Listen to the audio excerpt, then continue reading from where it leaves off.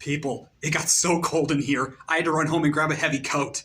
So let's make this quick. Let's talk about Puss in Boots: The Last Wish. Puss in Boots: The Last Wish is the long-awaited sequel to the 2011 Puss in Boots movie, and in this movie, Puss in Boots is what the hell's going on here? What kind of knockoff brand shit is that? Huh. Well, that was really weird. Yeah! What the fuck? What the hell was that? That's not Puss in Boots! The Amazing Maurice? The Amazing... Oh, yeah!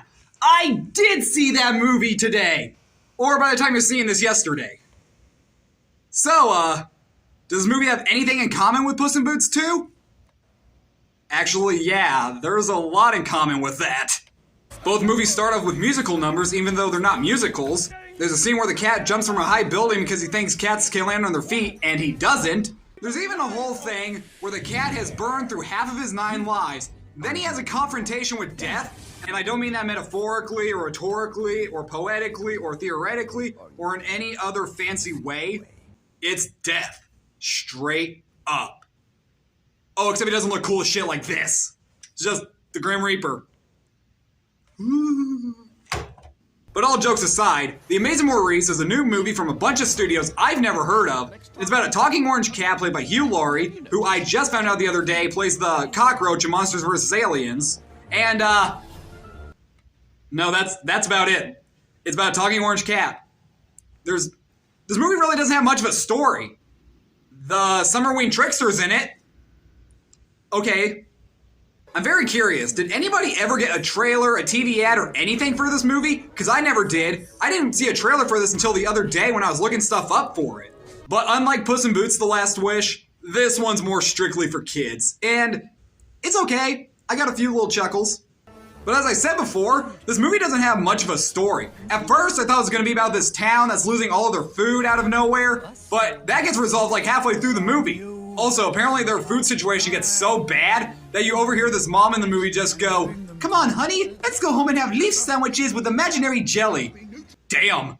But you know what? There doesn't have to be much of a story as long as the characters are enjoyable. And I'm kind of having trouble remembering what their names were.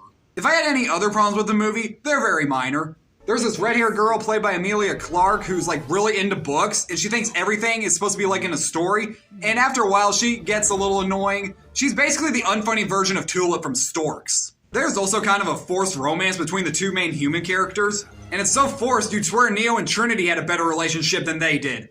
Actually, no, that's a fucking lie, that's not true. The main villain of this movie, I honestly kept forgetting he was even here. And as I said before, he's basically the Summerween Trickster from Gravity Falls, but he's just a pile of clothes that's a bunch of rats.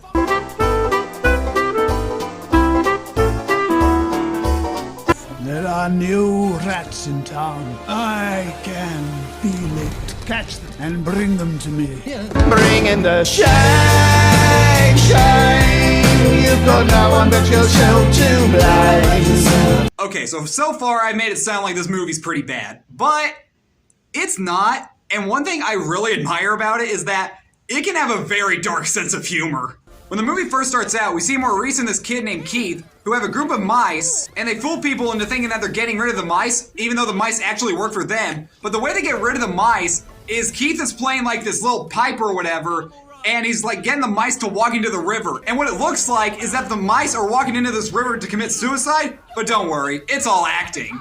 There's another scene where the mice are walking through a sewer, and they see a line of rat skeletons that lead into this box or whatever. It's all like, that rat ate a rat who ate another rat who ate that poison thing. I was like, damn, this movie's messed up. Probably my favorite one, though, is when they gotta go steal this pipe from the Pied Piper, like the actual Pied Piper. And to show how bad this guy is, this turkey lands on his window, he grabs that turkey by the neck, and then kicks the door open with that bird already skinned and ready for the oven. Look, this ain't that great of a movie, but gotta appreciate stuff like that. But really, besides all of that, there isn't much in this for adults. This is mostly strictly for kids. One more nice thing I could probably say about the movie is that the voice acting's pretty good. No, that's it, the voice acting's pretty good. That's all I gotta say. The animation is okay, though. It's not very theatrical, but there's been a lot of movies I've seen that don't have the greatest animation, but turn out to be really freaking good. One thing that really confused the heck out of me is that the mice have this little wind-up toy mouse that they keep talking to like it's an actual mouse, and half the time, I can't actually tell if that thing is alive or not. It even has kids at the end. Okay. But yeah, overall, this movie really wasn't for me. It's not intended for me, but if you need to throw something on Netflix for the kids so they'll shut the hell up, I guess this will do. I'll give the Amazing Maurice a C+. Actually, now that I think about it, this might not shut up your kids. When the movie started, there's this family in the back row who was running all over the place, wouldn't shut up, screaming, yelling, and eventually they left because the mom was sick of their shit. Smart choice. Oh, by the way, let's change this back. Oh, thank God. That's much better. So subscribe to my channel today, and I'll be back next week with a review for Magic Mike's Last Dance and an explanation of that Sword Art Online movie. And I'll see you then.